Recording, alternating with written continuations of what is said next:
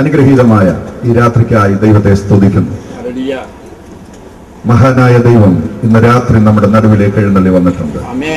അവൻ രാജാധിരാജാവും കർത്താതി കർത്താവും, കുമ്പിടുവാനും ആരാധിപ്പാനും യോഗ്യനുമാണ്. വിശ്വസിക്കുന്ന സകല ദൈവമക്കളും കരങ്ങൾ ഉയർത്തി ദൈവത്തെ സ്തുതിക്കാം. സർവ മഹത്വത്തിനും യോഗ്യനായവൻ, സർവ പുകഴ്ചയ്ക്കും യോഗ്യനായവൻ, എല്ലാ നാമത്തിനും മേലായ നാമമുള്ളവൻ ഇന്ന് രാത്രി തന്റെ ജനത്തെ സന്ദർശിപ്പാൻ, തന്റെ ജനത്തെ അനുഗ്രഹിപ്പാൻ, തന്റെ ജനത്തിന്റെ നടുവിലേക്ക് എഴുന്നള്ളി വന്നിട്ടുണ്ട്. അവൻ ഇവിടെ വരുന്നതിനെ തടയുവാൻ ലോകത്തിൽ ഒരു ശക്തിക്കും കഴിയുകയില്ല. 2 or 3 പേർ എന്റെ നാമത്തിൽ എവിടെ കൂടിയാലും ഞാൻ അവിടെ നടുവിലുണ്ട്. യേശു പറഞ്ഞു, I will be in their midst. Where 2 or 3 people are gathered in my name. എന്റെ നാമത്തിൽ എവിടെ കൂടിയാലും ഞാൻ അവിടെ ഉണ്ട്. വരാമെന്നല്ല, ഞാൻ അവിടെ ഉണ്ട്. I will be there, I will be there. ഇന്ന് രാത്രി അങ്ങനെയാണെങ്കിൽ ഈ പാലക്കാട്ട് സ്വർഗത്തിലെ ദൈവം ഇറങ്ങി വന്നിട്ടുണ്ട്. ഈ ഒലവക്കോട് റീജിയന്റെ ഈ കൺവെൻഷനിൽ, ഹല്ലേലൂയ, ഈ പെന്തക്കോസ്ത് സമ്മേളനത്തിൽ കർത്താവിന്റെ കൽപ്പന അനുസരിച്ച് ജീവിക്കുന്ന ദൈവമക്കളുടെ നടുവിലേക്ക് അവൻ ഇറങ്ങി വന്നിട്ടുണ്ട്. നമുക്ക് ഒരു പ്രാവശ്യം കൂടെ നമ്മുടെ ദൈവത്തെ ആരാധിക്കാം, ഒരു പ്രാവശ്യം കൂടെ നമ്മുടെ ദൈവത്തെ സ്തുതിക്കാം. ഹല്ലേലൂയ. ദൈവത്തിന്റെ വചനം ജീവനും ചൈതന്യമുള്ളതും ഇനി വായ്ത്തലയുള്ള ഏത് വാളിനേക്കാൾ മൂർച്ചയേറിയതും പ്രാണനെയും ആത്മാവിനെയും സന്ധിമജ്ജകളെയും വേർതിരിക്കും വരെ തുളച്ചു ചെല്ലുന്നതുമാണെന്ന് അപ്പോസ്തലനായ പൗലോസ് എബ്രായ ലേഖനത്തിൽ പറഞ്ഞിരിക്കുന്നു. ആ തിരുവെഴുത്തിൻ പ്രകാരമാണ് കർത്താവായ യേശുക്രിസ്തു ലോകത്തിൽ രക്ഷകനായിട്ട് വന്നത്. ആ തിരുവെഴുത്തിൻ പ്രകാരമാണ് നമ്മുടെ രക്ഷ നമുക്ക് ലഭിച്ചിരിക്കുന്നത്. ആ തിരുവെഴുത്തിൻ പ്രകാരമാണ് ഇനി കർത്താവ് നമ്മളെ ചേർപ്പാൻ വരുവാൻ പോകുന്നത്. ആ തിരുവെഴുത്തിൻ പ്രകാരമാണ് ഈ പ്രപഞ്ചം ഉണ്ടായിരിക്കുന്നത്. ഒന്നും അവന്റെ വചനത്താൽ അല്ലാതെ ഉളവായിട്ടില്ല. ഉളവായതെല്ലാം അവനാലും അവന്റെ വചനത്താലും അത്ര ഉളവായിരിക്കുന്നത്. ഇന്ന് രാത്രി ആ വചനം നമ്മൾ ശ്രമിപ്പാൻ പോകുകയാണ്. ഇതൊരു മാനുഷിക പുസ്തകത്തെ കുറിച്ചല്ല, ഇതൊരു മാനുഷിക സംഘടനയെ കുറിച്ചല്ല, ഒരു മാനുഷിക മതത്തെ കുറിച്ചല്ല. ഇന്ന് രാത്രി നമ്മൾ ഇവിടെ ഒരുമിച്ച് ഉയർത്തുവാൻ പോകുന്നത് ഞാൻ പ്രസംഗിക്കുകയും നിങ്ങൾ കേൾക്കുകയും ചെയ്യുകയല്ല. നമ്മൾ ഒരുമിച്ച് ഇന്ന് രാത്രി അവന്റെ നാമത്തെ ഉയർത്തുവാൻ പോകുകയാണ്. ഹല്ലേലൂയ, സ്തോത്രം, ഹല്ലേലൂയ. നാം പരസ്യമായി ഇങ്ങനെയുള്ള കൺവെൻഷനുകൾ വെക്കുന്നത് നമ്മൾ ഒരുമിച്ച് നമ്മുടെ കർത്താവിന്റെ നാമത്തെ ഉയർത്തുവാനാണ്. സ്തോത്രം. അതിൽ പ്രസംഗിക്കുക, ബാക്കിയുള്ളവർ കേട്ട് ആസ്വദിച്ചിരിക്കുക, അതിനെക്കുറിച്ച് ഉള്ള വിമർശനങ്ങൾ നടത്തുക, അല്ലെങ്കിൽ അതിനെക്കുറിച്ചുള്ള റിപ്പോർട്ടുകൾ എഴുതുക. അതിനുവേണ്ടിയല്ല നാം ഇവിടെ ഒരുമിച്ച് കൂടിയിരിക്കുന്നത്. ഇന്ന് രാത്രി നാം ഒരുമിച്ച് കൂടിയിരിക്കുന്നത് നമ്മുടെ രക്ഷയുടെ പാറയ്ക്ക് ആർപ്പെടുവാനാണ്. Hallelujah, hallelujah, hallelujah. എല്ലാ നാവിൽ നിന്നും സ്തുതി സ്തോത്രങ്ങൾ ഉയരട്ടെ. രാത്രി എല്ലാ നാവിൽ നിന്നും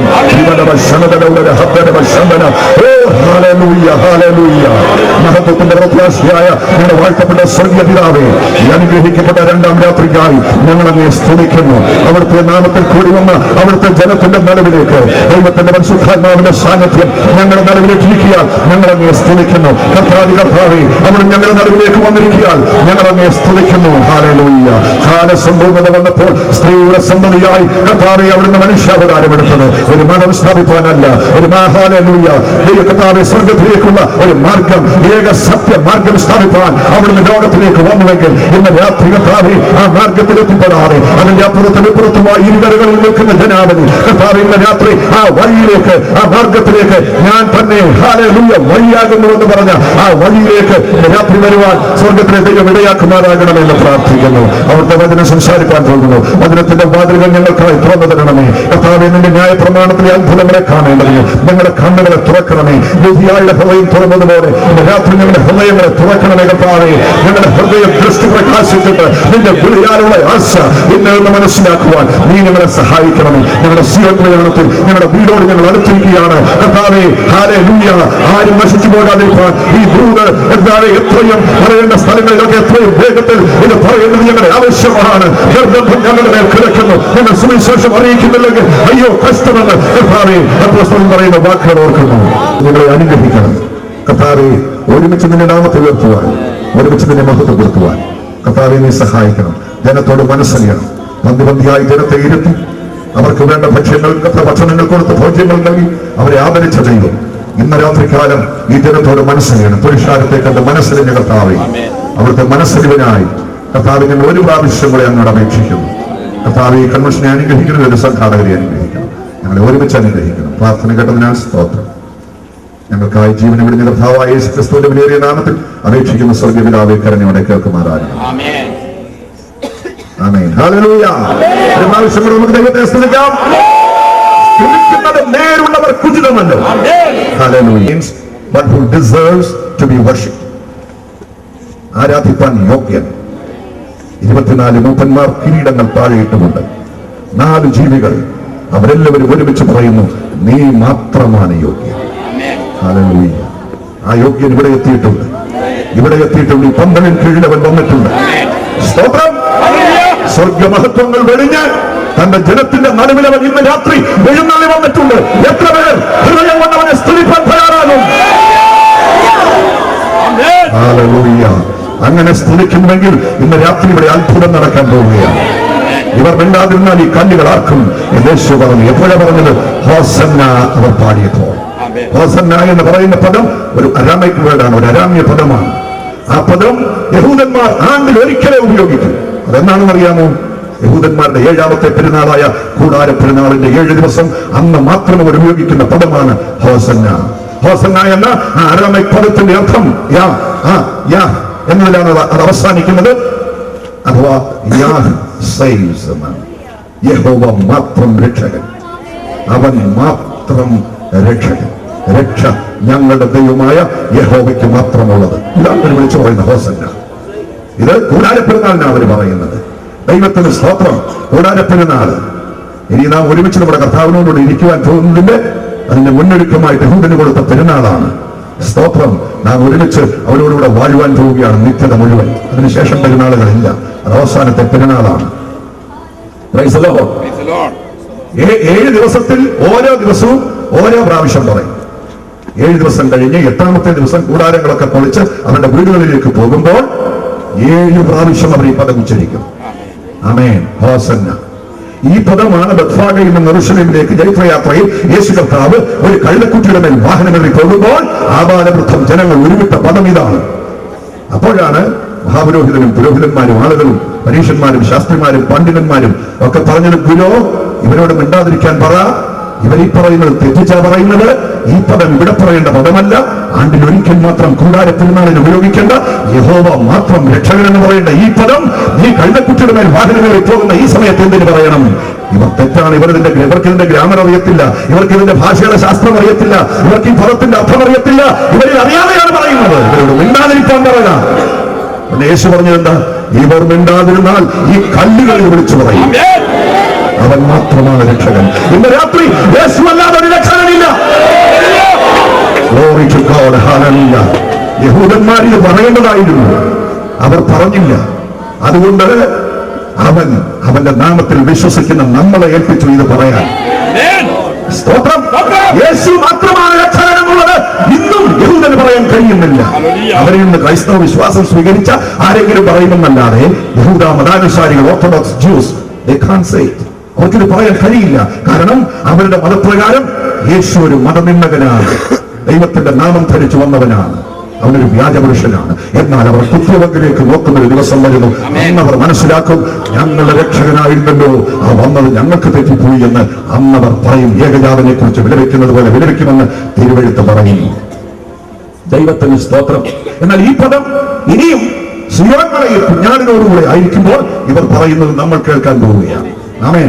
സിയോൻ മലയിൽ കുഞ്ഞാടിനോടുകൂടെ 12 ഗോത്രത്തിൽ നിന്ന് മുദ്രയേറ്റ 144,000, ഓരോ ഗോത്രത്തിൽ നിന്ന് 12,000 പേരെ വീതം ദൈവത്തിന്റെ ദൂതൻ മുദ്രയിട്ട് വേർതിരിക്കുന്ന 144,000, 1,44,000 പേർ സിയോൻ മലയിൽ. അവരോട് ചേർന്ന് ജാതികളിൽ, ഭാഷകളിൽ, വംശത്തിൽ നിന്ന്, ഗോത്രത്തിൽ നിന്ന് വിലയ്ക്ക് വാങ്ങിയ എണ്ണിക്കൂടാത്തൊരു പുരുഷാരം കയ്യിൽ കുരുത്തോലയും പിടിച്ചു. സ്തോത്രം. ഹോസന്ന പറയുമ്പോൾ ഈ കുരുത്തോല കയ്യിൽ വേണം. കുരുത്തോലയും പിടിച്ചുകൊണ്ട് അവർ നിൽക്കുന്നു.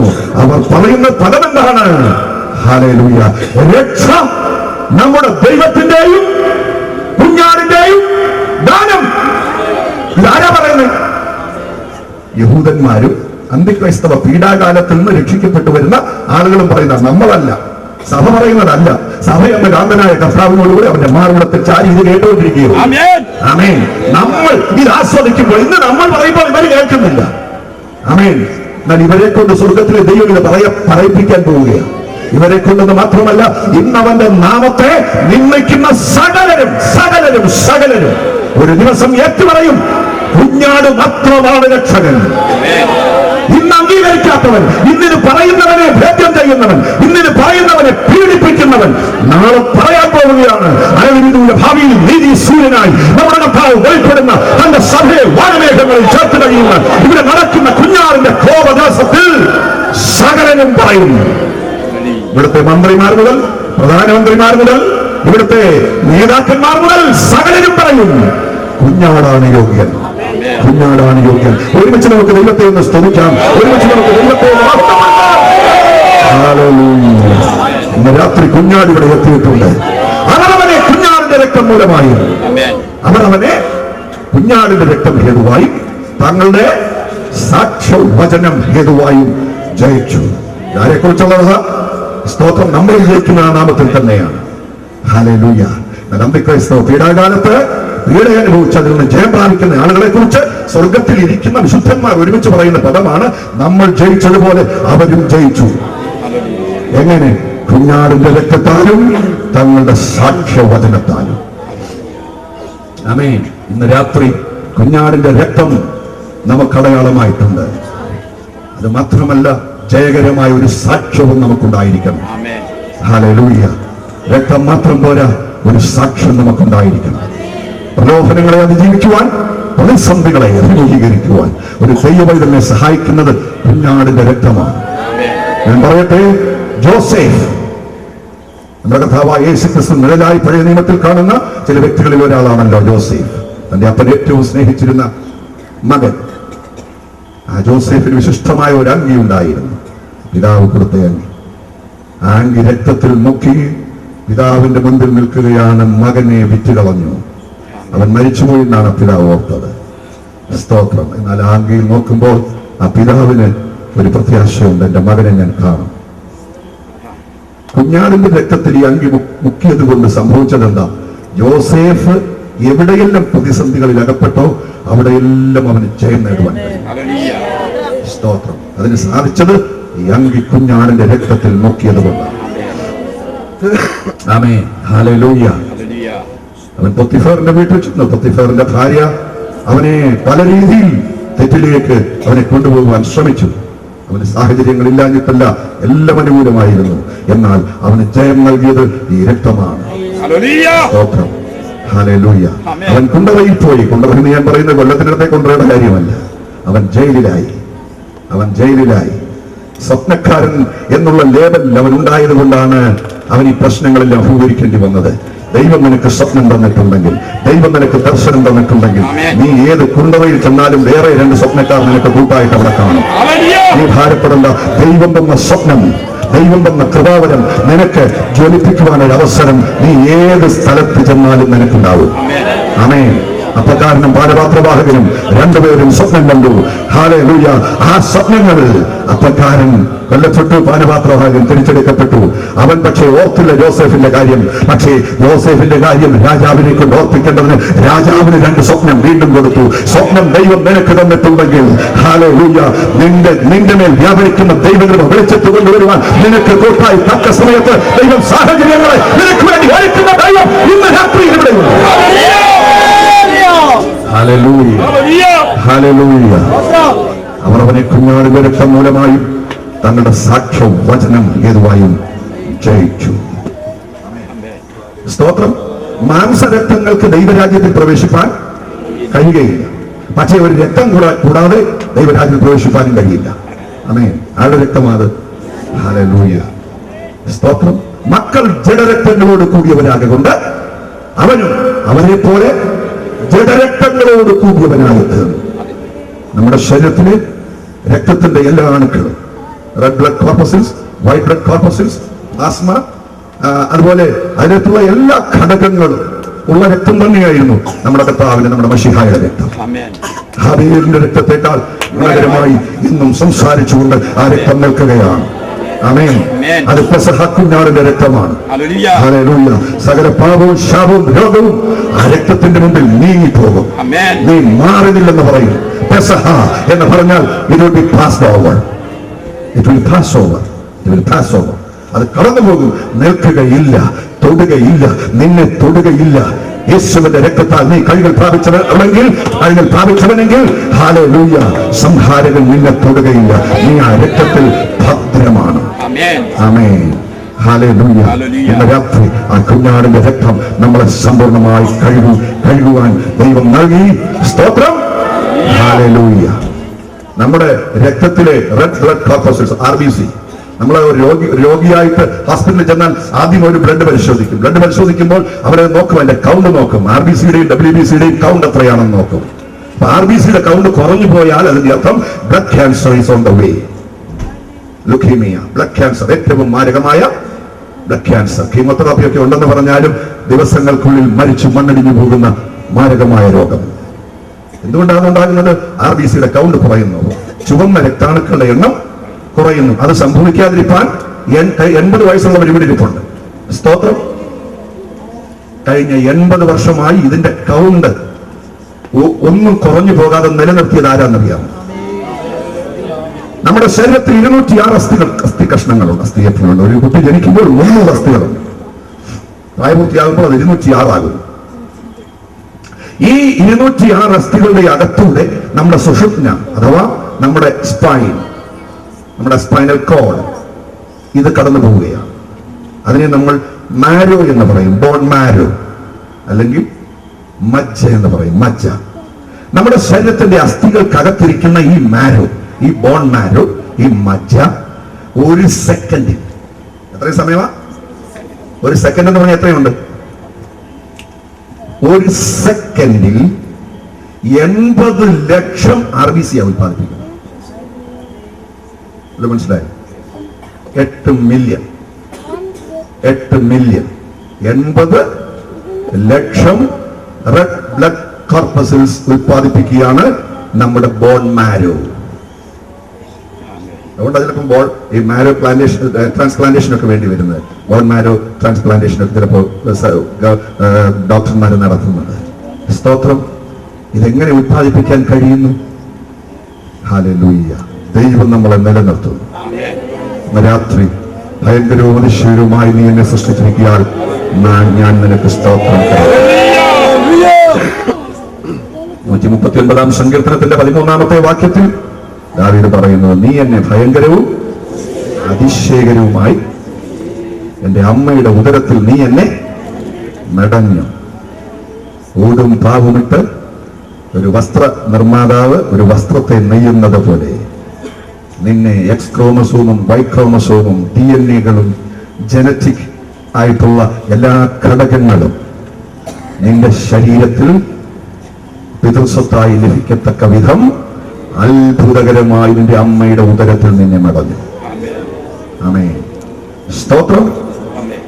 എവിടെയെങ്കിലും ഒരു തെറ്റ് പറ്റിയിരുന്നെങ്കിൽ ഇവിടെ ഇരിക്കുന്ന സുന്ദരക്കുട്ടനും സുന്ദരിക്കുട്ടിയും ഒന്നും ആകുകയില്ലായിരുന്നു, ഒരു എലിക്കുഞ്ഞാകുമായിരുന്നു. അല്ലെങ്കിൽ ഒരു താറാവ് പോലെ എന്തെങ്കിലും ഒരു ജീവി, തലയൊക്കെ ഇങ്ങനെ കാണും. പക്ഷെ ഈ സൗന്ദര്യത്തിനോ രൂപത്തിനോ ഒരു മാറ്റവും വരാതെ നിന്നെ ഭയങ്കരവും അതിശയകരവും. അത്രമാത്രം ദൈവത്തെ സ്തുതിക്കണം ഇന്ന് രാത്രി.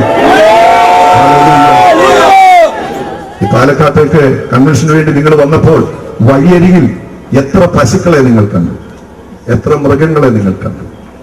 ഇവരിലൊന്നാകത്തില്ലായിരുന്നു വേണമെങ്കിൽ നമ്മൾ ഈ പാലക്കാട്ട് റെയിൽവേ സ്റ്റേഷനിൽ കൂടെ കറങ്ങുന്ന ഒരു പശുവായിട്ട് ഞാൻ നിന്നിരുന്നുവെങ്കിൽ ഇന്ന് എനിക്ക് ഇവിടെ സ്റ്റേജിൽ നിൽക്കാനൊക്കുമോ? ഇവിടെ ഇരിക്കുന്ന ഭാഷന്മാരാരെങ്കിലും ആയിരുന്നെങ്കിൽ നിൽക്കാനൊക്കുമോ? സംഭവിക്കാതിരുന്നത് എന്തുകൊണ്ട്? ദൈവം നിന്നെ മുൻ നിർണയിച്ചതുകൊണ്ട്, ഹല്ലേലൂയ, മുന്നമേ കണ്ടതുകൊണ്ട്. നാം തന്റെ സന്നിധിയിൽ വിശുദ്ധരും നിഷ്കളങ്കരുമാകേണ്ടതിന് ലോകസ്ഥാപനത്തിന് മുൻപേ, യുഗസ്ഥാപനത്തിന് മുൻപേ ക്രിസ്തുയേശുവിൽ അവൻ മുൻ നിയമിച്ചു.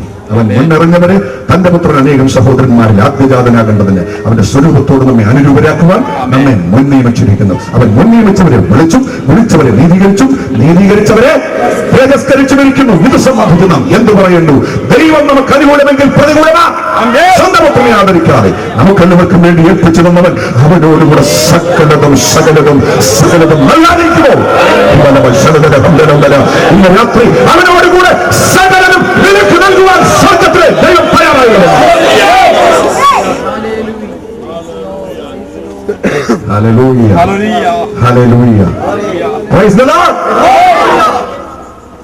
13ാമത്തെ വാക്യമാണ് ഞാൻ ഈ പറഞ്ഞ ഭയങ്കരവും അതിശയകരമായി എന്റെ അമ്മയുടെ ഉദരത്തിൽ നീ എന്നെ നടന്നു. 15ാമത്തെ വാക്യം എന്താ പറയുന്നത്? ഞാൻ രഹസ്യത്തിൽ ഉണ്ടാക്കപ്പെടുകയും ഭൂമിയുടെ അധോഭാഗങ്ങളിൽ നിർമ്മിക്കപ്പെടുകയും ചെയ്തപ്പോൾ എന്റെ അസ്ഥികൂടം നിനക്ക് മറവായിരുന്നില്ല. ഇതേത് സൃഷ്ടി? ആമേൻ, ഹല്ലേലൂയ. ദൈവത്തിന് നിന്നെ കുറിച്ചുള്ള പ്രീ ഡെസ്റ്റിനേഷൻ, ദൈവത്തിന് നിന്നെ കുറിച്ചുള്ള മുൻ നിർണയം. നീ മറ്റൊരു ജീവിയാകാതെ ധാരാളം കോടി കോടി ജീവജാലങ്ങൾ ദൈവ സൃഷ്ടിയിലുണ്ട്. അവയിൽ മറ്റൊന്നുമാകാതെ നീ തന്നെ ആകണമെന്നുള്ള ദൈവത്തിന്റെ മുൻ നിർണയം.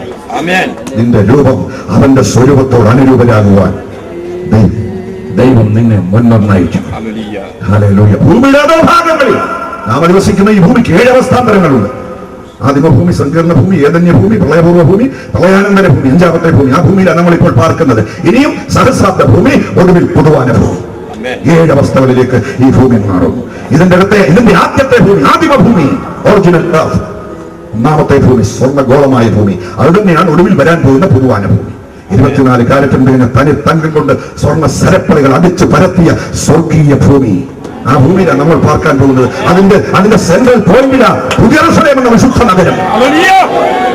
അതിന്റെ അകത്താണ് നമ്മൾ പാർക്കാൻ പോകുന്നത്. ഹല്ലേലൂയ. ഇതോർത്താൽ ഇവിടുത്തെ നമ്മുടെ പാദങ്ങൾ ഇവിടെ പതിയുകയില്ല. ഹല്ലേലൂയ. കാന്തനെ കാണുവാൻ ആർത്തി വളരുന്നതിനുള്ള ഗാനം പ്രിയപ്പെട്ട പാസ്റ്റർ ലാലു പാസ്റ്റർ ഇവിടെ പാടുകയുണ്ടായി. എന്റെ ഭാര്യയുടെ പിതാവാണ് പാട്ട് എഴുതിയ പാസ്റ്റർ CS മാത്യു. അദ്ദേഹത്തിന് 11 മക്കളുണ്ടായിരുന്നു. 8 പേർ മരിച്ചു. മൂത്ത മകൻ 22 വയസ്സുള്ളപ്പോൾ മരിച്ചു. മകന്റെ വിവാഹം നടന്നതിന്റെ 66ാമത്തെ ദിവസമായിരുന്നു മരണം സംഭവിച്ചത്. വിവാഹം നടത്തിയതും ശവസംസ്കാര ശുശ്രൂഷ നടത്തിയതും പാസ്റ്റർ KE എബ്രഹാം ആയിരുന്നു. ചരിത്രമാണ്. ആ കാലങ്ങളിൽ അദ്ദേഹം എഴുതിയ അനേക പാട്ടുകൾ. എൻപതിനെപ്പോൾ സുന്ദരനായി ആരെയും ഞാൻ ഉലകിൽ 10,000 പേർകളിൽ പരമസുന്ദരനായി കൊടിയ കാറ്റടിക്കണമേ, എൻപ്രിയനെ പോൽ സുന്ദരനായി ആരെയും ഞാൻ ഉണ്ടെങ്കിൽ. ഈ ഗാനങ്ങളൊക്കെ ആ കാലഘട്ടങ്ങളിൽ അദ്ദേഹം എഴുതിയതാണ്. ദൈവത്തിന് സ്തോത്രം ചെയ്യുന്നു. നിന്റെ പ്രിയനെ കാണുമ്പോൾ, നിന്റെ കർത്താവിന്റെ മുഖത്തേക്ക് നോക്കുമ്പോൾ, ഒരുക്കിയിരിക്കുന്ന സൗഭാഗ്യങ്ങൾ ഓർക്കുമ്പോൾ പാദങ്ങൾ ഇവിടെ പതിയുകയില്ല. പാദങ്ങൾ ഇവിടെ ഉയരും. ആമേൻ. ഇന്ന് രാത്രി ഒരു പുതിയ തീരുമാനത്തിലേക്ക് നമുക്കെത്താം. ഹല്ലേലൂയ. വചന ശുശ്രൂഷയ്ക്ക് എനിക്ക് കൃത്യസമയത്ത് ഞാൻ നിർത്തണമല്ലോ. ദൈവത്തിന് സ്തോത്രം. നിങ്ങളെക്കാൾ ധൃതിയിലാണ് ഞാൻ, കാരണം എനിക്ക് രാത്രിയിലെ ട്രെയിനിൽ തിരിച്ചു പോകണം. ദൈവത്തിന് സ്തോത്രം. അപ്പോസ്തലനായ പൗലോസ് കൊരിന്ത്യർക്ക് എഴുതിയ 2-ാം ലേഖനം 2 കൊരിന്ത്യർ 3-ാം അധ്യായത്തിന്റെ അവസാനത്തെ വാക്യം നമുക്കൊന്ന് വായിക്കാം.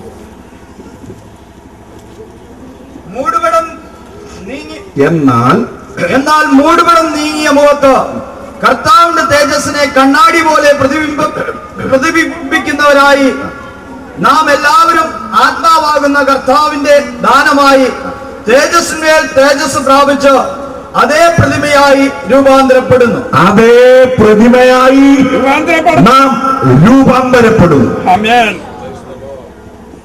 രൂപാന്തരപ്പെടണമെങ്കിൽ അതിന്റെ ആദ്യ സ്റ്റെപ്പ് നടക്കണം. രൂപാന്തരം രൂപത്തിന്റെ അന്തരമാണ്. അത് നടക്കണമെങ്കിൽ മനസ്സിന്റെ അന്തരം ആദ്യം നടക്കണം. മാനസാന്തരം. മാനസാന്തരത്തിന്റെ കൾമിനേഷനാണ്, മാനസാന്തരത്തിന്റെ സമാപ്തിയാണ്, അതിന്റെ കൺസമേഷനാണ് രൂപാന്തരം. നമ്മളെല്ലാവരും കാത്തിരിക്കുന്നത് രൂപാന്തരത്തിനായിട്ടാണ്. ആമേൻ. ഞാൻ പറയട്ടെ, 2009 ഡിസംബർ 31 മുൻപ് മരിക്കാനുള്ള അനേകർ ഇവിടെ ഇരിപ്പുണ്ട്. സ്തോത്രം. എന്നെ ഓതറ ഒരു കൺവെൻഷന് ക്ഷണിച്ച കർത്താവിന്റെ ദാസന പാസ്റ്റർ റോയ്, അദ്ദേഹത്തിന്റെ മരണവാർത്ത നമ്മൾ പേപ്പറുകളിൽ അറിഞ്ഞല്ലോ. എന്നാൽ അദ്ദേഹം മരിച്ചത് അടുത്ത ദിവസമാണ് ഞാൻ അറിഞ്ഞത്. കാരണം എനിക്ക് അദ്ദേഹത്തെ നേരിട്ട് അറിയത്തില്ല, ഫോണിൽ കൂടെയാണ് എന്നെ ക്ഷണിച്ചത്. എന്നെ ആവർത്തിച്ച് ക്ഷണിക്കുമായിരുന്നു. അദ്ദേഹത്തിന്റെ നമ്പറെല്ലാം എന്റെ ഫോണിൽ ഞാൻ ഫീഡ് ചെയ്തിരുന്നു. സ്തോത്രം. വാർത്ത കണ്ടപ്പോഴും ഞാൻ അറിഞ്ഞില്ല. അടുത്ത ദിവസം കൺവെൻഷന്റെ സംഘാടകൻ മറ്റൊരാൾ വിളിച്ചപ്പോഴാണ് ഞാൻ ചോദിച്ചു, ഇതിന്റെ എന്നെ വിളിക്കുന്ന പാസ്റ്റർ എന്ത് ചെയ്യും? എന്നെ പറഞ്ഞു അദ്ദേഹമാണ് മരിച്ചുപോയത്. ഇന്ന് രാത്രി യാത്രയിൽ നിന്റെ വീട്ടിൽ ഒരുപക്ഷെ ഇന്ന് രാത്രി നീ എത്തും, നാളെ രാവിലെ നീ എത്തും. ഒരുങ്ങിയിട്ടുണ്ടോ? ഇന്ന് രാത്രി അവരാഗ്രഹിച്ച തുറമുഖത്ത് അവൻ അവരെ എത്തിച്ചു. ശാന്തത വന്നതുകൊണ്ട് അവർ സന്തോഷിച്ചു. ഇവിടെ നിനക്ക് നിലനിൽക്കുന്നതൊന്നുമില്ല. ഇവിടെ എന്തെങ്കിലും ഉണ്ടെങ്കിൽ അത് ദൈവത്തിന്റെ ദാനം മാത്രം. അത് ദൈവകരങ്ങളിൽ എത്തിച്ചുകൊണ്ട് നിന്റെ യാത്രയ്ക്ക് ക്ലേശം വരുന്നതിനെ എല്ലാം കുടഞ്ഞെറിഞ്ഞുകൊണ്ട് ഇന്ന് രാത്രി നിന്റെ രൂപാന്തരത്തിനായിട്ട് നീ കാത്തിരിക്കണം. എല്ലാവരുടെയും പ്രതീക്ഷ രൂപാന്തരമാണ്. ലോകത്തിലെ മറ്റൊരു മതങ്ങൾക്കും ലോകത്തിലെ മറ്റൊരു ഒരു ഗുരുവിനും പറയാൻ കഴിയാത്തതും സ്ഥാപിക്കാൻ കഴിയാത്തതുമായ ഒരാശയം, ഒരു സത്യം ദൈവം തന്റെ പുത്രനായ ക്രിസ്തുവിൽ കൂടെ മനുഷ്യജാതിക്ക് നൽകി. നാം രൂപാന്തരപ്പെടും. ഈ രൂപം മാറും. ഈ രൂപം മാറണമെങ്കിൽ ഈ രൂപം എന്താണ് ഈ രൂപം? ദൈവം നമ്മളെ സൃഷ്ടിച്ചത് ദൈവത്തിന്റെ സ്വരൂപത്തിലാണ്. ഇൻ ഗോഡ്സ് ഓൺ ഇമേജ്, ദൈവത്തിന്റെ രൂപത്തിൽ, അവന്റെ പ്രതിബിംബമായി ദൈവം നമ്മളെ സൃഷ്ടിച്ചു. ആമേൻ. എന്നാൽ പാപം മൂലം നമ്മുടെ രൂപത്തിന് മാറ്റമുണ്ടായി. എങ്ങനെയാ മാറ്റമുണ്ടായത് എന്ന് നമുക്കിപ്പോൾ അറിയത്തില്ല. ഇപ്പോൾ നാം അല്പാൽപമേ അറിയുന്നുള്ളൂ. കണ്ണാടിയിൽ കടമൊഴിയായി മാത്രമേ അറിയുന്നുള്ളൂ. പക്ഷെ ഒരു മൂടുപടം വീഴും. ഇവിടെ അപ്പോസ്തലനായ പൗലോസ് കൊരിന്ത്യർക്ക് ലേഖനം എഴുതുമ്പോൾ പറയുകയാണ്, ഈ മൂടുപടം നീങ്ങും. ഈ മൂടുപടം നീങ്ങും. നിങ്ങളുടെ മുഖത്ത് കർത്താവിന്റെ തേജസ് പ്രതിബിംബിക്കും. അന്ന് അവന്റെ മുഖരൂപമായിരിക്കും നിന്റെ മുഖമായി നീ കാണുന്നത്. എത്ര പേർക്ക് മനസ്സിലായി? കണ്ണാടിയിൽ നമ്മൾ നോക്കുന്നു. യോഗത്തിന് പോലെ നേരത്തെ എത്ര സമയം കണ്ണാടിയുടെ മുമ്പിൽ നിന്നു? എന്തിനാ? നമ്മുടെ രൂപം മിനുക്കാൻ, അല്ലേ? ഒരുങ്ങാൻ. നല്ലത് തന്നെ. സ്തോത്രം. ഓവറായി പോകരുതെന്നേ ഉള്ളൂ. നമ്മൾ എത്ര മിനുക്കിയാലും ഇതൊരു മൂടുപടത്തിന്റെ അകത്തെ രൂപമാണ്. സ്തോത്രം. എന്നാൽ നിന്റെ മുഖം ദൈവ തേജസ് കൊണ്ട് തിളങ്ങി കണ്ണാടിയുടെ മുൻപിൽ നിന്റെ രൂപം നീ നോക്കുമ്പോൾ കാണുന്നത് കർത്താവിന്റെ തേജസ്സുള്ള മുഖം. അതായത് സ്തോത്രം. ഹല്ലേലൂയ. ഇത് കേൾക്കുമ്പോൾ എത്ര പേർക്ക് പ്രത്യാശയുണ്ട്? നാം എല്ലാവരും മരിക്കും. ഇത് കേൾക്കുമ്പോൾ എത്ര പേർക്ക് പ്രത്യാശയുണ്ട്? മരിക്കാനെന്ന് വിചാരിച്ചിട്ടൊന്നും കാര്യമില്ല. മരിക്കുന്നിടത്ത് പോയി നമ്മൾ അധികം കരയാത്തത് എന്തുകൊണ്ട്? വേദന, ദുഃഖം നമുക്കുണ്ട്. വേർപെട്ട് പോയി. ആദ്യം വേർപെട്ട് പോയെന്നേ ഉള്ളൂ. നമ്മൾ അതിന്റെ പുറകെ പോവുക. കഴിഞ്ഞ 100 വർഷത്തിന് മുമ്പ് ഈ പാലക്കാട്ട് ജീവിച്ചെന്ന് ഒറ്റയാൾക്ക് നിങ്ങൾക്ക് തന്നെ ഒന്ന് കാണിക്കാം. അഥവാ ഇനി ഗിന്നസ് ബുക്കിലെങ്ങാനുള്ള ആരെങ്കിലും ഇവിടെ ഉണ്ടോ എന്ന് എനിക്കറിയത്തില്ല. സ്തോത്രം. അടുത്ത 100 വർഷം കഴിയുമ്പോൾ ഇവിടെ ഇരിക്കുന്ന ഈ കുഞ്ഞുങ്ങൾ ഉൾപ്പെടെ ആരും ഇവിടെ കാണത്തില്ല. എതിരെ പോകും. ആമേൻ. ഗോളാന്തരങ്ങളെ കുറിച്ച് പോലും പഠിക്കുന്ന കമ്പ്യൂട്ടറുകളെക്കാളൊക്കെ വിശാലമായി എല്ലാ പഠനങ്ങളും നടത്തുവാൻ, സ്റ്റോർ ചെയ്യാൻ കെൽപ്പുള്ള തലച്ചോറും സുഷുപ്നയും ബുദ്ധി കേന്ദ്രവും എവിടെ പോയി ഒളിച്ചു? സ്തോത്രം. ഹല്ലേലൂയ. നിങ്ങൾ മരിച്ചു. നിങ്ങളുടെ ജീവൻ ക്രിസ്തുവിനുള്ള ദൈവത്തിൽ മറഞ്ഞിരിക്കുന്നു. നമ്മുടെ ജീവനായ ക്രിസ്തു തേജസ്സിൽ വെളിപ്പെടും. ഹല്ലേലൂയ. നമ്മുടെ ജീവനായ ക്രിസ്തു തേജസ്സിൽ വെളിപ്പെടുമ്പോൾ അവന്റെ രൂപമായി നമ്മൾ മാറും. അതാണ് പൗലോസ് ഇവിടെ പറയുന്നത്. മൂടുപടം നീങ്ങിയ മുഖത്ത് കർത്താവിന്റെ തേജസ്സിനെ കണ്ണാടി പോലെ പ്രതിബിംബിക്കുന്നവരായി നാം എല്ലാവരും ആത്മാവാകുന്ന കർത്താവിന്റെ ദാനമായി തേജസ്സിന്മേൽ തേജസ് പ്രാപിച്ച് അതേ പ്രതിമയായി, ഏത് പ്രതിമ? അവന്റെ അതേ പ്രതിമ. അവൻ നമ്മളെ ആദിയിൽ എങ്ങനെ സൃഷ്ടിക്കുവാൻ ആദാമിനെ സൃഷ്ടിച്ചോ, ആദാമിന്റെ സന്തതികളായി നമ്മൾ ജനിക്കാൻ ദൈവം ഏത് ഒരു രൂപം പ്ലാൻ ചെയ്തോ ആ രൂപമാകും. യെശയ്യാ പ്രവചനം, സകല വംശങ്ങൾക്കും ഉള്ള മൂടുപടവും സകല ജാതികളുടെയും മേൽ കിടക്കുന്ന മരവും അവൻ ഈ പർവ്വതത്തിൽ വെച്ച് നശിപ്പിച്ചു കളയും. ഏതാണ് ഈ മൂടുപടം? അവൻ മരണത്തെ സദാകാലത്തേക്കും നീക്കിക്കളയും. സകല മുഖങ്ങളിൽ നിന്നും കണ്ണുനീർ തുടയ്ക്കുകയും തന്റെ ജനത്തിന്റെ നിന്ന സകല ഭൂമിയിൽ നിന്നും നീക്കിക്കളയുകയും ചെയ്യും. നമുക്ക് ദൈവത്തെ സ്തുതിക്കാം. ഏതാണ് ഈ മൂടുപടം? കണ്ണിൽ നിന്ന് കണ്ണുനീർ നിർമ്മിക്കുന്ന ഒരു മൂടുപടം, ഒരു ശരീരം. ദൈവം നമുക്ക് തന്ന ശരീരം ഇതൊന്നുമല്ല. കരയുന്ന ശരീരമൊന്നുമല്ല, വേദന ഉണ്ടാകുന്ന ശരീരമൊന്നുമല്ല. ആദാമിന്റെ ശരീരം അങ്ങനെയുള്ള ശരീരമല്ലായിരുന്നു. ആദാമിന്റെ സന്തതികൾ കോടി ജനിക്കുവാൻ ദൈവം പ്ലാൻ ചെയ്തതും നിങ്ങൾ സന്താനവസ്ഥയുള്ളവരായി പെരുകി ഭൂമിയിൽ നിറവി, അനന്തര ഗോളങ്ങളിലേക്ക് നിറവി എന്നൊക്കെ പറഞ്ഞ് ദൈവം അനുഗ്രഹിച്ചത് ഇങ്ങനെ വേദന അനുഭവിച്ച് ആശുപത്രി പോകുന്ന ശരീരം തന്നോണ്ടല്ല.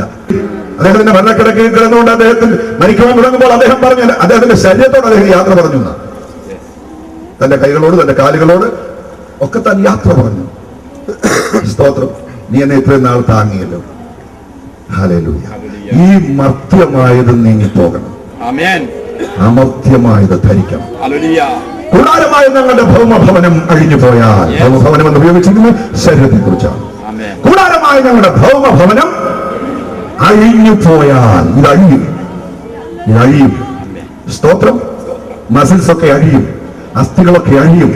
ആദ്യം അഴിയുന്നത് എന്താ? കണ്ണ്. സ്തോത്രം.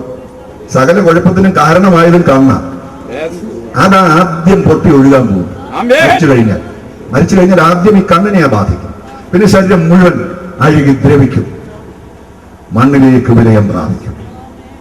എന്നാൽ കാഹളം ധ്വനിക്കുമ്പോൾ, മരിച്ചവർ ഉയർക്കുമ്പോൾ, ശരീരത്തിന്റെ ഭാഗങ്ങൾ ലോകത്തിന്റെ ഏതൊക്കെ ഭാഗത്താണെങ്കിലും അവിടെ നിന്നത് ഉയരും. ആമേൻ. വേറൊരാളുടെ ശരീരമല്ല ഉയരുന്നത്, നിന്റെ ശരീരം.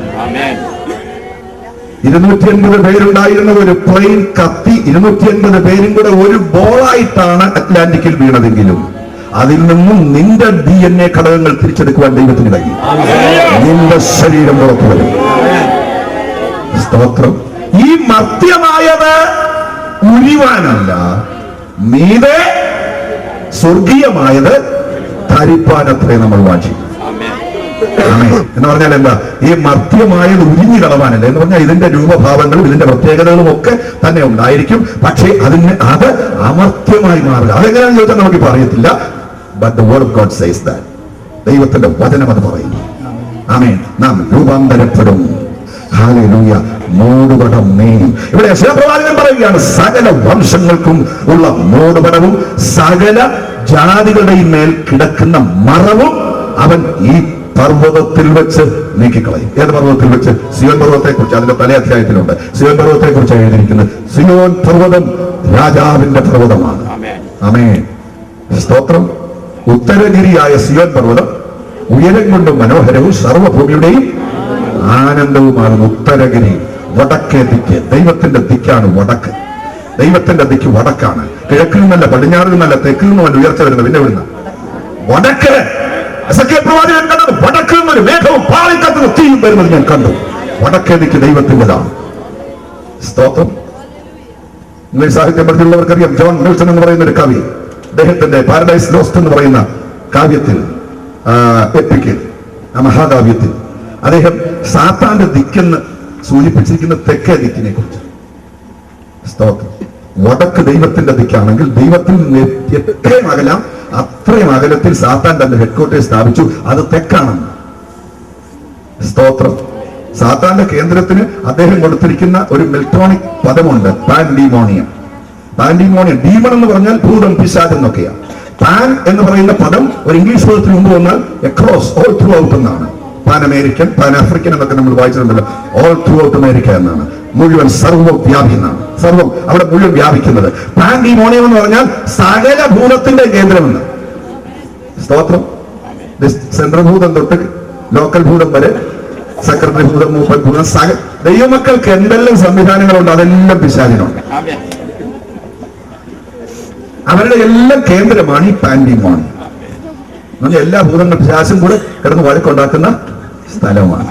നമ്മുടെ പാർലമെന്റും നിയമസഭയും ഒക്കെ അവിടെ ചിലപ്പം വഴക്കുണ്ടാകുമ്പോൾ പത്രക്കാരെഴുതും, ഹിന്ദുവും ഇന്ത്യൻ എക്സ്പ്രസും ഒക്കെ എഴുതും, today's parliament session was a pandemonium. എന്നുവെച്ചാൽ ഇന്നത്തെ പാർലമെന്റ് സെഷൻ ഭൂതങ്ങളുടെ ഒരു മാസയോഗം പോയിട്ടുന്നുണ്ട്. ദൈവത്തിന് സ്തോത്രം. ഹല്ലേലൂയ. വടക്കേ ദിക്ക് ദൈവത്തിന്റെ ദിക്കാണ്. ഉത്തരഗിരിയായ സിയോൻ പർവ്വതം ഉയരം കൊണ്ട് മനോഹരം. ആ പർവ്വതത്തിൽ വെച്ച് അതാണ് ഇവിടെ പറയുന്ന സകല വംശങ്ങൾക്കുള്ള മൂടുപടവും സകല ജാതികളുടെ മേൽ കിടക്കുന്ന മരവും അവൻ ഈ പർവ്വതത്തിൽ വെച്ച് നീക്കിക്കളയും. പിന്നെ അവൻ മരണത്തെ സദാകാലത്തേക്കും നീക്കിക്കളയും. മരണത്തെ സദാകാലത്തേക്കും അവൻ നീക്കിക്കളയും. മരണത്തെ സദാകാലത്തേക്കും നീക്കിക്കളയുന്നതിനെ കുറിച്ച് വെളിപ്പാട് പുസ്തകത്തിൽ പറഞ്ഞിട്ടുണ്ട്. ഇനി മരണം ഉണ്ടാകയില്ല. സ്തോത്രം. മരണത്തെയും പാതാളത്തെയും തീപ്പൊയ്കയിൽ തള്ളിയിടും. ഈ തീപ്പൊയ്ക രണ്ടാമത്തെ മരണം. കുഞ്ഞാടിന്റെ ജീവപുസ്തകത്തിൽ പേരെഴുതി കാണാത്ത ഏവനെയും തീപ്പൊയ്കയിൽ തള്ളിയിടും. ഇന്ന് രാത്രി ഇവിടെ വന്നവരിൽ കുഞ്ഞാടിന്റെ ജീവപുസ്തകത്തിൽ പേരെഴുതാത്ത ആരെങ്കിലും ഉണ്ടെങ്കിൽ ഇന്ന് രാത്രി പേര് എഴുതിക്കോണം.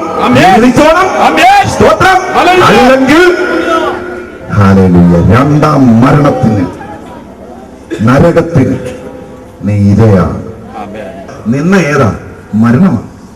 ദൈവമക്കളെ, ശത്രുക്കൾ ഏറ്റവും കൂടുതൽ നിന്ദിക്കുന്നത് നിങ്ങൾ ഇതൊക്കെ പറയുന്നല്ലോ, പിന്നെന്താ നിങ്ങൾ ഈ ചാകുന്നത് അല്ലേ? സ്തോത്രം. നിങ്ങൾ എന്തിനാ ഈ സെമിത്തേരി ഉണ്ടാക്കുന്നത്? ഇതൊക്കെ അല്ലേ നമ്മളോട് ചോദിക്കുന്ന പ്രധാന നിന്നയിൽ ഒരെണ്ണം. സ്തോത്രം. ദൈവം അത് നീക്കിക്കളയാൻ പോവുകയാണ്. നമ്മുടെ കർത്താവ് ലാസറിനെ ഉറപ്പിച്ചപ്പോൾ പറഞ്ഞു, I am the life, I am the resurrection. ഞാൻ തന്നെ പുനരുത്ഥാനവും ജീവനുമാണ്. എന്നിൽ വിശ്വസിക്കുന്നവൻ മരിച്ചാലും ജീവിക്കും.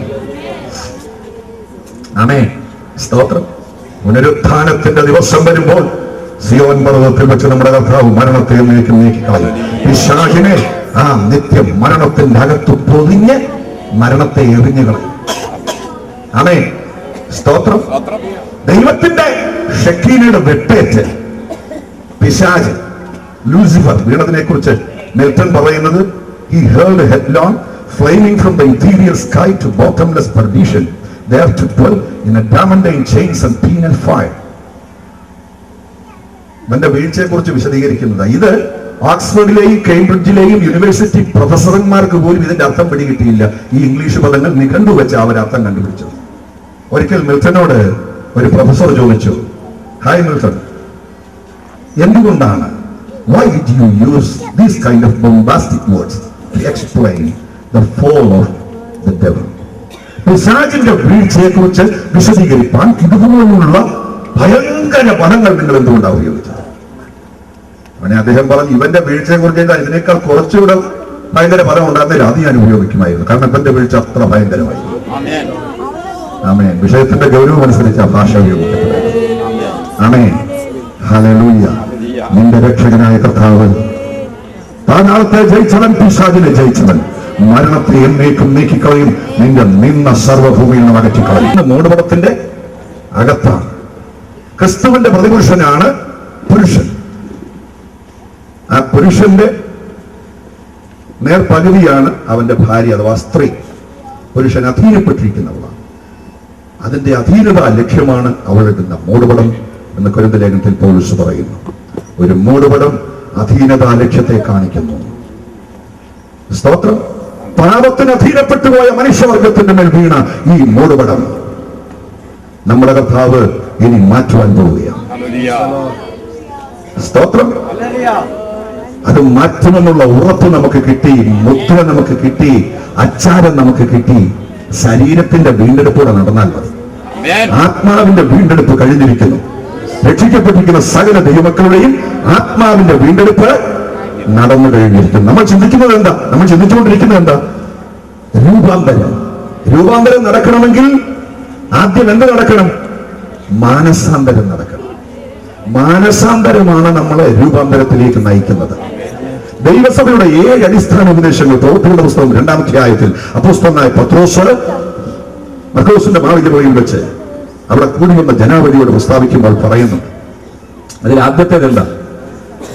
നിങ്ങൾ മാനസാന്തരപ്പെട്ട് ഓരോരുത്തൻ നിങ്ങളുടെ പാപങ്ങളുടെ മോചനത്തിനായി യേശുക്രിസ്തുവിന്റെ നാമത്തിൽ സ്നാനമേൽപ്പീൻ. യേശുക്രിസ്തുവിന്റെ നാമത്തിൽ സ്നാനമേൽപ്പീൻ എന്ന് പറഞ്ഞാൽ യേശുക്രിസ്തു നിങ്ങളോട് പറഞ്ഞ രൂപത്തിൽ നിങ്ങൾ സ്നാനമേൽപ്പീൻ. യേശുക്രിസ്തു നമ്മളോട് പറഞ്ഞത് എന്താണ്? കർത്താവ് നമ്മളോട് പറഞ്ഞത്, നിങ്ങൾ ഭൂലോകത്തിലൊക്കെയും പോയി സുവിശേഷം പ്രസംഗിക്കുകയും സകലരെയും പിതാവിന്റെയും പുത്രന്റെയും പരിശുദ്ധാത്മാവിന്റെയും നാമത്തിൽ സ്നാനം കഴിപ്പിച്ച് എന്റെ ശിഷ്യരാക്കിക്കൊള്ളു. ആമേൻ. സ്തോത്രം. ചിലർ ഓർത്തിരിക്കുന്നത് സ്നാനപ്പെടുന്നത് പെന്തക്കോസ്തിൽ ചേരാനാണ്. പെന്തക്കോസ്തിൽ ചേരാനുള്ള ഒരു മാർഗമല്ല സ്നാനം. സ്നാനപ്പെടുന്നത് കർത്താവിനോട് ചേരാനാണ്. കർത്താവിന്റെ ക്രൂശീകരണത്തോട് നീ താതാത്മ്യപ്പെടുകയാണ്.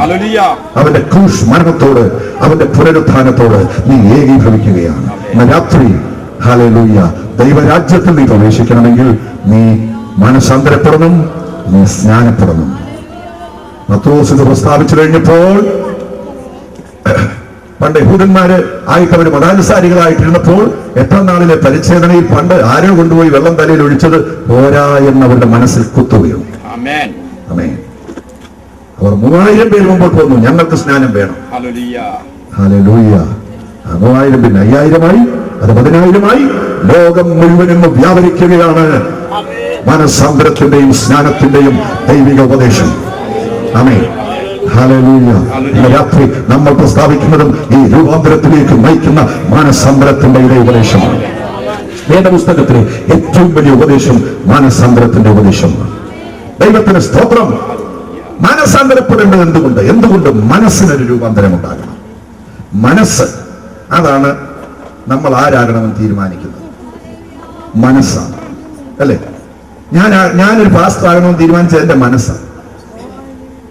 അല്ലെങ്കിൽ ഞാൻ വേറെ ആരെയുമായി പോകുമായിരുന്നു. സ്തോത്രം. പഠിച്ചുകൊണ്ടിരുന്ന കാലത്തൊക്കെ മറ്റ് പല രൂപത്തിലൊക്കെ പോകാനുള്ള ആഗ്രഹം ഉണ്ടായിരുന്നെങ്കിലും അതിനെയൊക്കെ സപ്പോസ് ചെയ്തിട്ട് എനിക്ക് ഇന്നയാളാകണമെന്ന് ഞാൻ തീരുമാനിച്ചത് എന്റെ മനസ്സാണ്. ഇന്ന് രാത്രി നിങ്ങളുടെ മനസ്സാണ് തീരുമാനിക്കും നിങ്ങൾ ആരാകണം. നിങ്ങൾ രോഗിയാകണമോ അതോ പ്രത്യാശയോടെ ജീവിക്കണമോ എന്ന് നിങ്ങളുടെ മനസ്സാണ് തീരുമാനിക്കും. സ്തോത്രം. യോഗം കഴിഞ്ഞു പോകുമ്പോഴും നിരാശയോടെ പോകണമെന്ന് തീരുമാനിക്കേണ്ടത് നിങ്ങളുടെ മനസ്സാണ്. ആമേൻ. ചിലരുടെ മനസ്സിന് ഒരു സ്വസ്ഥതയില്ല. യോഗത്തിന് വന്നാൽ സ്വസ്ഥതയില്ല, യോഗത്തിന് തിരിച്ചു പോയാൽ സ്വസ്ഥതയില്ല, വീട്ടിലിരിക്കുമ്പോൾ സ്വസ്ഥതയില്ല, ഭർത്താവിനെ കുറിച്ച് ഓർക്കുമ്പോൾ സ്വസ്ഥതയില്ല, ഭാര്യയെ കുറിച്ച് ഓർക്കുമ്പോൾ സ്വസ്ഥതയില്ല, ആകെപ്പാടെ ടെൻഷൻ. ഡോക്ടർമാർ പറയുന്നത് ഈ ലോകത്തിലെ പല രോഗങ്ങളുടെ മുഖ്യ കാരണം ടെൻഷനാണ്. സ്തോത്രം. ആകെപ്പാടെ ടെൻഷൻ. എന്തെങ്കിലും പ്രശ്നങ്ങളെ കുറിച്ച്, ഇല്ലാത്ത പ്രശ്നങ്ങളെ കുറിച്ച് അങ്ങ് ടെൻഷൻ. നമ്മുടെ മനസ്സാണ് നമ്മൾ ആരാണെന്ന് തീരുമാനിക്കും. ഇന്ന് രാത്രി നിനക്ക് വിടുതൽ വേണോ? നിന്റെ മനസ്സാ തീരുമാനിക്കുന്നത്. യേശുവിന്റെ രക്തം എന്റെ പാപത്തിന് മാത്രമല്ല എന്റെ രോഗത്തിനും മതിയായതാണ്. യേശു എന്നെ സൗഖ്യമാക്കിയിരിക്കുന്നുവെന്ന് നീ ഹൃദയം കൊണ്ട് വിശ്വസിക്കുകയും വായ് കൊണ്ട് ഏറ്റുപറയുകയും ചെയ്താൽ നിന്റെ മനസ്സാണ് അത് തീരുമാനിക്കുന്നത്. ആമേൻ. നിന്റെ മനസ്സിനെ നിയന്ത്രിക്കാൻ വേറൊരാളെ നീ ഏൽപ്പിക്കരുത്. നിന്റെ മനസ്സിന്റെ നിയന്ത്രണം നിന്റെ കയ്യിലായിരിക്കും. ആമേൻ. നീ ആരാകണമെന്ന് നീ തീരുമാനിക്കണം. നീ പാപം ചെയ്യണോ എന്ന് നിന്റെ മനസ്സാ തീരുമാനിക്കുന്നത്, അതോ പാപത്തെ വിട്ടൊഴിയണോ അത് നിന്റെ മനസ്സാ തീരുമാനിക്കുന്നത്. അല്ലാതെ അയ്യോ ഞാൻ അറിയാതെ വീണുപോയി എന്ന് പറയരുത്. അറിയാതെ വീഴത്തില്ല. അറിഞ്ഞുകൊണ്ടാണ് നീ വീണത്, അറിഞ്ഞുകൊണ്ടാണ് നീ തെറ്റ് ചെയ്തത്. നിന്റെ മനസ്സാണ്. സ്തോത്രം. ആദ്യമകാലത്ത് മനസ്സാക്ഷിയാണ് മനുഷ്യനോട് സംസാരിച്ചുകൊണ്ടിരുന്നത്. ദൈവത്തിന് സ്തോത്രം. സുവിശേഷം രംഗത്ത് വരുന്നതിന് മുമ്പ്, പഴയ നിയമകാലത്തിനും ഒക്കെ മുമ്പ്, ദൈവത്തിന്റെ പ്രമാണങ്ങൾ രംഗത്ത് വരുന്നതിന് മുമ്പ് മനസ്സാക്ഷി യുഗം, അത് മാനുഷിക യുഗമായിട്ട് പരിണമിച്ചു. മനസ്സാക്ഷി. ദൈവത്തിന് സ്തോത്രം. അതുകൊണ്ട് എബ്രായലേഖനത്തിലെ അപ്പോസ്തലനായ പൗലോസ് പറയുകയാണ്, നിങ്ങളുടെ ദുർമനസാക്ഷി നീങ്ങിമാറ് ശുദ്ധവെള്ളത്താൽ തളിക്കണം. ആട്ടുകൊറ്റന്മാരുടെയും കാളകളുടെയും ഒക്കെ പശുഭസ്മവും ഒക്കെ ജഡീക ശുദ്ധി വരുത്തുന്നുവെങ്കിൽ നിത്യാത്മാവിനാൽ ദൈവത്തിന് തന്നെത്താൻ നിഷ്കളങ്കനായി അർപ്പിച്ച യേശുവിന്റെ രക്തം നിങ്ങളുടെ സകല പാപവും പോക്കി നിങ്ങളുടെ ദുർമനസാക്ഷി നീക്കി ദൈവത്തെ ആരാധിപ്പാൻ നിങ്ങളെ യോഗ്യരാക്കണം. രാത്രി ഹല്ലേലൂയ. മനസ്സിന്റെ അന്തരം.